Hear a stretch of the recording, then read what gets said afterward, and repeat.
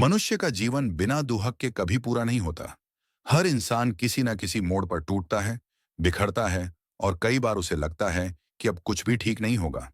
लेकिन आचार्य चाणक्य कहते हैं कि शोक जीवन का अंतिम अध्याय नहीं, बल्कि एक नए अध्याय की शुरुआत होता है।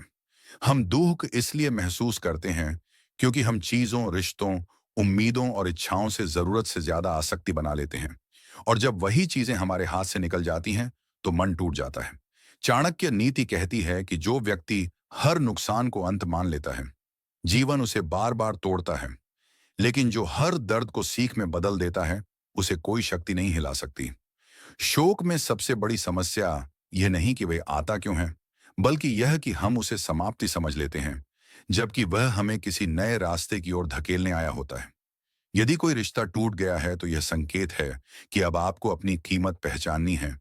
यदि कोई सपना पूरा नहीं हुआ, तो इसका अर्थ है कि आपके भीतर अभी और बड़ा बनने की क्षमता बाकी है। और यदि लोग बदल गए हैं, तो यह दुनिया का नियम है, लोग बदलते हैं, ताकि आप अपने सच्चे रूप को पहचान सकें। चाणक्य कहते थे कि जो व्यक्ति दुख को समझना सीख लेता है, उसे दुनिया की कोई ताकत हरा नहीं सकती, क्योंकि दुख दो ही काम करता है। या तो वह आपको कमजोर बनाता है, या फिर बेहद मजबूत। और यह चुनाव हमेशा हमारा होता है।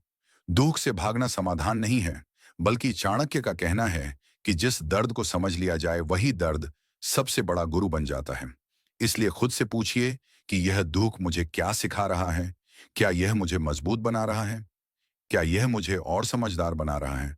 और क्या यह मुझे किसी नए बदलाव की ओर ले जा रहा है? क्योंकि दुख कभी भी व्यर्थ नहीं आता।